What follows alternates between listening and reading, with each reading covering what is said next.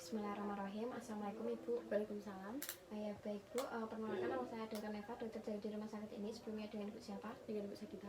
Baik Ibu Sakita, ada yang bisa saya bantu? Iya, dengan pendengaran saya berkurang. Pendengarannya sudah berapa lama berkurang ya Bu? Udah 2 hari yang lalu. Telinga kanan apa telinga kiri ya Bu? Sebelah kiri. Ya baik Bu, setelah ini saya akan melakukan pemeriksaan pada bagian telinga, pada bagian luar dan bagian dalam Ibu untuk mengetahui apakah ada gangguan apa tidak. Jadi apakah Ibu bersedia? Iya, bersedia. Baik, saya Ibu bersedia. Ibu bisa duduk terlebih dahulu ya Ibu. Kemudian saya persiapkan alat terlebih dahulu. Sini alatnya ada otoskop, kemudian ada lampu kepala. Pertama-tama cuci tangan sebelum pemeriksaan. Saya cuci tangan, duduk berhadapan dengan pasien, kemudian pada kirinya saling bersinggungan, duduknya agak condong, kemudian pastikan kepala pasien lebih tinggi dari kepala pemeriksa agar memudahkan untuk pemeriksaan. Kemudian memakai lampu kepala dengan benar. Nah, memakai lampu kepala ini prinsipnya sebagai pengganti dari mata pemeriksa.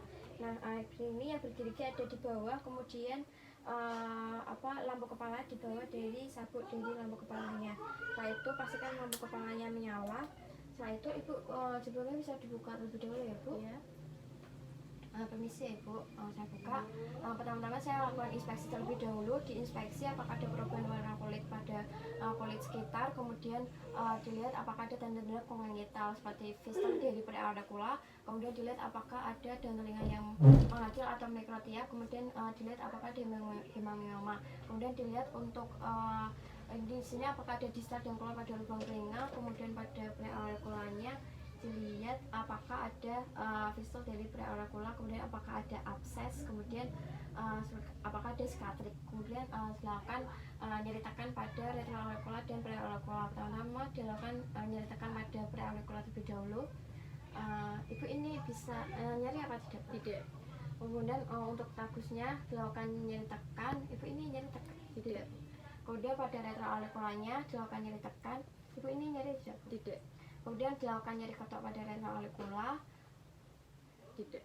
Ya, baik, setelah itu saya akan lakukan pemeriksaan pada bagian telinga dalam pada Ibu dengan menggunakan otoskop. Nah, otoskop ini pastikan dia lampunya menyala terlebih dahulu. Kemudian prinsipnya menarik telinga ke belakang, menarik telinga ke atas belakang. Karena ini telinga kiri, maka menariknya menggunakan tangan kanan. Begitu pula sebaliknya, kalau telinga kanan maka menariknya menggunakan tangan kiri, dan otoskopnya karena telinga kiri maka memegangnya pakai tangan kiri.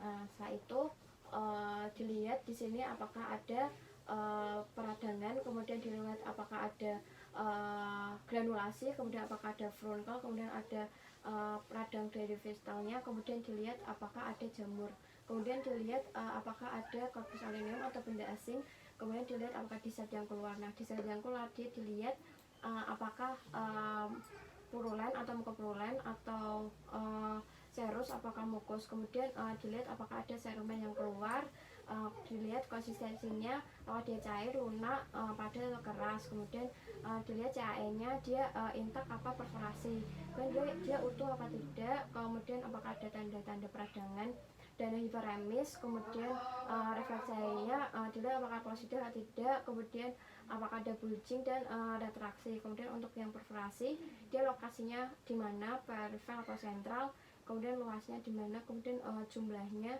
kemudian dilihat apakah ada tepinya hiperemis apa menebal. Nah, Ibu ini setelah itu dilakukan pemeriksaan pada telinga yang sebelahnya dengan menggunakan prinsip yang sama. Ibu ini tadi tidak didapatkan tanda-tanda peradangan, kemudian refleks cahayanya positif, kemudian tidak didapatkan bulging dan tidak adanya retraksi, kemudian tidak didapatkan dari perforasi juga. Ibu ini pemeriksaannya sudah selesai. Apa yang ditanyakan? Tidak. Baik, jika tidak ada, terima kasih untuk kerjasamanya. Assalamualaikum warahmatullahi wabarakatuh. Waalaikumsalam. Cuci tangan setelah pemeriksaan. Bismillahirrahmanirrahim. Assalamualaikum Ibu. Waalaikumsalam. Ya baik Bu, perkenalkan nama saya Dr. Neva, dokter di rumah sakit ini. Sebelumnya dengan Ibu siapa? Dengan Ibu Sakita. Baik Ibu Sakita, di sini saya akan melakukan pemeriksaan pada rongga mulut Ibu dan pemeriksaan pada leher Ibu untuk mengetahui apakah ada pembesaran dari kelenjar getah bening pada Ibu. Apakah Ibu bersedia? Iya, bersedia. Baik, saya Ibu bersedia. Ibu duduk lebih dahulu. Saya persiapkan alat terlebih dahulu. Di sini alatnya ada lampu kepala, kemudian ada tongus spatel. Nah, tongus spatel ini dia ada yang berlubang, ada yang tidak. Kemudian kalau dia yang berlubang, nanti dia makainya yang di bawah tuh yang melengkung, kemudian dia 2/3 anterior lidah, jangan sampai menyentuh palatumnya, soalnya nanti menyebabkan muntah. Nah, setelah itu cuci tangan sebelum pemeriksaan. Kemudian duduk berhadapan dengan pasien. Ibu bisa berhadap ke saya. Kemudian matanya saling bertatapan, duduk tegak tapi rileks ya Ibu. Kemudian kakinya saling bersinggungan. Setelah itu memakai lampu kepala dengan benar.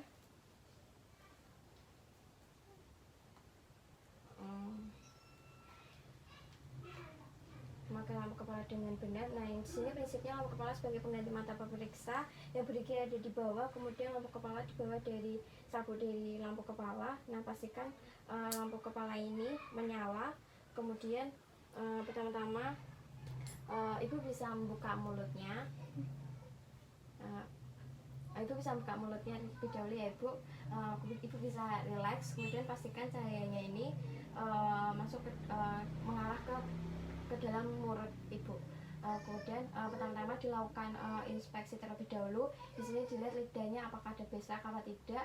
Kalau ada, dilihat jumlahnya berapa, kemudian ukurannya, kemudian bentuknya apakah ada pergerakan dari besleknya. Kemudian dilihat gigi geliginya apakah ada karies dentis, kemudian apakah ada perubahan bentuk dari gigi geliginya. Sini tidak ada gerakan. Kemudian dilihat dari mukosa bukalnya apakah ada bengkak, apakah ada benjolan, kemudian gingivanya apakah ada gingiva bengkak, kemudian uvulanya di tengah. Kemudian untuk palatumolnya dia simetris, kemudian pilar ada di anterior posteriornya dia simetris. Di sini simetris, tidak ada hiperemis. Kemudian dilihat apakah ada pembesaran dari tonsil. Nah, kalau ada pembesaran dia dilihat ukurannya berapa, apakah T0, T1, T2, T3, T4. Kemudian untuk warnanya apakah dia hiperemis, kemudian apakah ada greptanya, apakah dia melebar. Kemudian dilihat apakah ada detritus, ada apa tidak. Kemudian peritonsilernya dia edema apa tidak. Kemudian permukaan dari tonsilnya apakah ada mukosa apa tidak. Kemudian dilihat dari pemeriksaan dinding belakang dari orofaring. Dinding belakang orofaring ini mukosanya dilihat apakah ada pewarnaannya, apakah ada hipertrofi, kemudian apakah ada atrofi dari mukosa. Kemudian dilihat apakah post nasal dripnya dia adanya sinusitis apa tidak. Di sini tidak ada. Ya baik Ibu, ini pemeriksaannya sudah selesai. Apakah ditanyakan? Baik, jika tidak ada, saya lanjut pemeriksaan pada kelenjar getah bening Ibu. Bismillahirrahmanirrahim. Assalamualaikum Ibu. Waalaikumsalam. Ya, perkenalkan nama saya Neva, dosen di rumah sakit ini. Sebelumnya dengan Ibu siapa? Dengan Ibu Sarita. Baik Ibu Sarita, di sini saya akan melakukan pemeriksaan pada kelenjar getah bening Ibu untuk mengetahui apakah ada kelainan pada kelenjar getah bening Ibu. Apakah Ibu bersedia? Iya. Baik, jika Ibu bersedia, Ibu bisa duduk terlebih dahulu ya Ibu. Kemudian saya cuci tangan terlebih dahulu. Nah, setelah itu Ibu bisa dibuka jilbabnya. Nah, di sini dilakukan inspeksi terlebih dahulu untuk inspeksi apakah simetris apa tidak, kemudian apakah ada perubahan warna kulit apa tidak, kemudian apakah ada benjolan, kemudian apakah ada massa. Kemudian dilakukan palpasi dari depan terlebih dahulu. Nah, permisi ya Ibu. Kemudian dipalpasi apakah ada pembesaran dari kelenjar getah bening. Biasanya kalau ada pembesaran ya dia lebih dari 1 cm. Kemudian dilakukan palpasi dari belakang. Permisi ya Bu. Pertama-tama dilakukan palpasi dari submandibula submetal terlebih dahulu, submetal, kemudian submandibula, kemudian preauricula, kemudian post-auricula, kemudian musculus sternocleidomastoideus, kemudian pada supraclavicula, kemudian dilihat pada infraclavicula. Nah, di sini kalau apakah ada pembesaran dari getah bening atau tidak, dilihat jumlahnya berapa, kemudian ukurannya berapa. Ibu ini nyeri tidak Bu? Di sini tidak ada nyeri tekan. Kemudian apakah ada fluktuasi, kemudian apakah ada perubahan warna kulit. Nah,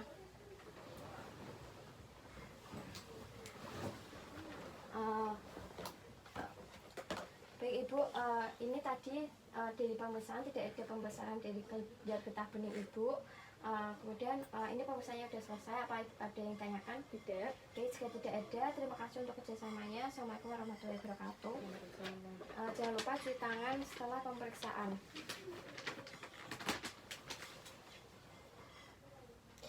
Bismillahirrahmanirrahim.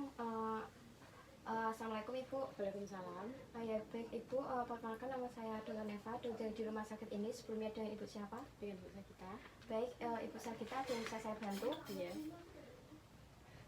Gangguan hidung saya tersumbat Ya, ini sebenarnya udah berapa hari ya Bu? 2 hari yang lalu. Ya baik Bu, setelah ini saya akan lakukan pemeriksaan pada hidung Ibu untuk mengetahui apakah ada gangguan pada hidung Ibu atau tidak. Jadi apakah bersedia? Iya, bersedia. Baik, sekali Ibu bersedia, Ibu bisa duduk terlebih dahulu ya Ibu. Kemudian saya cuci tangan terlebih dahulu. Kemudian persiapan alat. Persiapan alatnya ada lampu kepala dan juga ada spekulum. Nah, spekulum ini ada yang besar dan yang kecil. Biasanya kalau yang kecil untuk anak-anak, kemudian yang besar untuk dewasa. Pertama-tama setelah cuci tangan, duduk berhadapan dengan pasien, pastikan saling berhadapan ya Ibu. Duduknya tegak, yang rileks, kemudian kaki kiri saling bersinggungan, kemudian setelah itu memakai lampu kepala dengan benar. Nah, lampu kepala ini prinsipnya sebagai pengganti dari mata pemeriksa. Nah, pakai lampu kepala ini yang bergerigi ada di bawah, kemudian lampu kepala berada di bawah dari sabuk dari lampu kepala. Nah, lampu kepala ini pastikan sudah menyala. Setelah itu dengan menggunakan pertama-tama dilakukan inspeksi pada hidung bagian luar terlebih dahulu. Nah, inspeksinya untuk bentuk hidungnya dilihat apakah ada kelainan atau tidak, kemudian untuk dilihat apakah ada perubahan dari warna kulit di hidung. Sini menandakan apakah ada tanda peradangan, kemudian dilihat apakah ada detruksi dan apakah ada massa. Nah, kemudian dilakukan pemeriksaan dari nyeri tekan dari sinus paranasalnya. Nah, pertama-tama pada sinus frontalisnya. Ibu ini nyeri tidak Bu? Tidak. Dari sinus frontalis tidak nyeri, kemudian dilihat sinus sphenoidalisnya. Ibu ini nyeri tidak Bu? Tidak. Kemudian dari sinus ethmoidalisnya, Ibu ini nyeri tidak Bu? Tidak. Kemudian dari sinus maxillarisnya, Ibu ini nyeri tidak Bu? Tidak. Kemudian dilakukan nyeri ketok pada sinus paranasalnya, pada sinus frontalisnya. Ibu ini nyeri tidak Bu? Tidak. Kemudian dari sinus sphenoidalisnya nyeri tidak Bu? Tidak. Kemudian sinus ethmoidalisnya ini nyeri tidak Bu? Tidak. Kemudian sinus maxillarisnya ini nyeri tidak Bu? Tidak. Baik Ibu, ini pemeriksaan hidung luarnya sudah selesai. Setelah ini saya akan langsung melakukan pemeriksaan pada hidung bagian dalam Ibu untuk mengetahui apakah ada kelainan atau tidak. Nah, pertama-tama caranya seperti tadi, cuci tangan terlebih dahulu, duduk berhadapan dengan pasien, kakinya saling bersinggungan, Ibu duduknya bisa yang tegak ya Ibu, matanya saling bertatapan, kemudian menggunakan lampu kepala dengan benar. Lampu kepala ini prinsipnya sebagai pengganti dari mata pemeriksa. Kemudian pastikan lampu kepala di bawah, yang bergerigi ada di bawah, kemudian pastikan lampu kepala di bawah dari sabuk dari lampu kepala. Kemudian pastikan lampu kepalanya menyala. Kemudian di sini ada spekulum hidung. Nah, untuk spekulum hidungnya ini pertama-tama dilakukan pemeriksaan pada lubang hidung belakang kanan terlebih dahulu, baru yang sebelah kiri. Nah, untuk memegangnya ini dengan menggunakan tangan kiri jika memeriksa pada hidung bagian kanan. Kemudian untuk jari telunjuknya ada di ujung dari spekulumnya. Kemudian pertama-tama memasukkannya dengan spekulum tertutup terlebih dahulu. Setelah spekulum tertutup, setelah masuk sampai dalam, kemudian spekulumnya dibuka, kemudian dilihat dari mukosanya, apakah mukosanya dia hiperemis, kemudian apakah ada septum deviasi, kemudian apakah ada dari konka hiperemis, kemudian apakah ada sekretnya, kemudian apakah ada korpus aleneum atau benda asing, kemudian dilihat apakah ada massa pada hidung bagian dalamnya. Kemudian tarik pelan-pelan dari septum dari spekulumnya, menariknya jangan sampai spekulum tertutup, kemudian ditarik pelan-pelan. Setelah keluar, baru setelah begitu juga pemeriksaan pada hidung sebelahnya, yaitu karena hidung sebelah kanan kiri, maka menggunakannya memegang spekulumnya dengan menggunakan tangan kanan. Nah, pemeriksaannya sama, prosedurnya seperti tadi.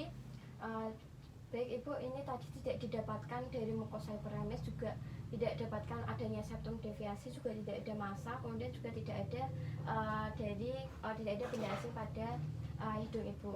Baik Ibu, ini pemeriksaannya sudah selesai. Apa ada yang ditanyakan? Tidak. Baik, jika tidak ada, terima kasih untuk kerjasamanya. Assalamualaikum warahmatullahi wabarakatuh. Jangan lupa cuci tangan setelah pemeriksaan.